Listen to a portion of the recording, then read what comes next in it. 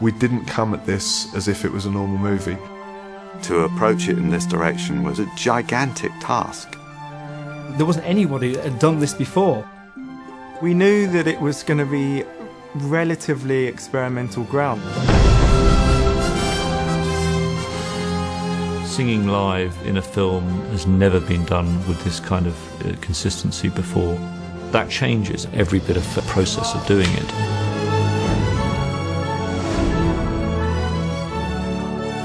There's been a tradition of experimenting with live singing within the filmed musical, but because of the way technology and creativity has moved on, there was an opportunity here to do something genuinely groundbreaking. There's been some huge advances with radio mics. We've gone for something which gives us as close to a studio sound as possible. And basically we're radio micing every actor.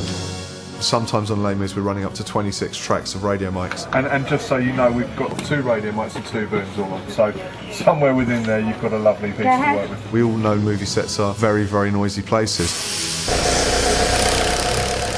Sound speed! Had you been there today, you might also have known how your world may be changed in just one burst of light. We've come into this with an ethos of this set will be quiet. If you're off camera and the camera's over here shooting a close-up, please don't be here sort of shifting around on that, okay? You could just be standing still because you know you're not on camera. If we want live vocals, we cannot have extraneous noise. The sets have to be specially deadened down. We're constantly trying to sneak bits of carpet in to get rid of footsteps. Rather than having wind machines on the set, we've created a silent wind tunnel where the actual machinery that creates the wind is outside the stage. The sound department is 3 times bigger than you would have on a normal big Hollywood movie. We were all extremely pleased at how good the job Simon had done. It was quite an amazing achievement. It's the best sound recording I've ever heard. I mean, categorically, I've never heard anything like it. When you first see the songs and the way that they're performed, especially on the close-ups, you know that there's just absolutely no way you could ever re-record those in a studio and get all those breaths and every single noise of the mouth. One word from him and I'd be back beneath the lash upon the rack. Instead he offers me my freedom. I feel my shame inside me like a knife. Actually preserving that stuff was what allowed you to know that it was real. Tom always said he didn't want an overly produced soundtrack. He wanted it to feel like the person was doing it right there and then in front of you. Oh, my friends, forgive me.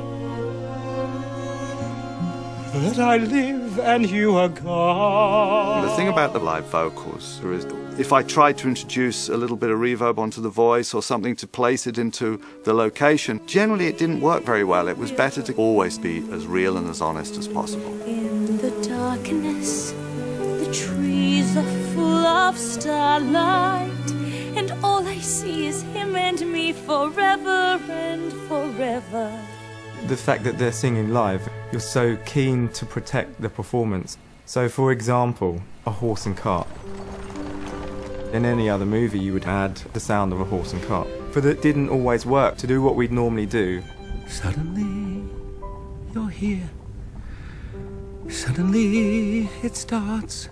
In this, the horse hooves were oddly intrusive unless they were in a very sympathetic rhythm to the music.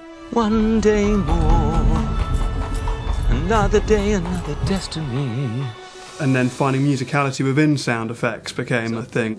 When the bishop lifts up some candlesticks from the table and the candlesticks are tuned to continue the musical note. Would you leave the best behind? You get a sequence like Dream a Dream is this very, very fragile recording. Then I was young and unafraid. 1 or 2 dB of orchestra music too much and you overpowered it. It really had to feel that it was just sort of cradling her voice because the performance on the day, it was fantastic.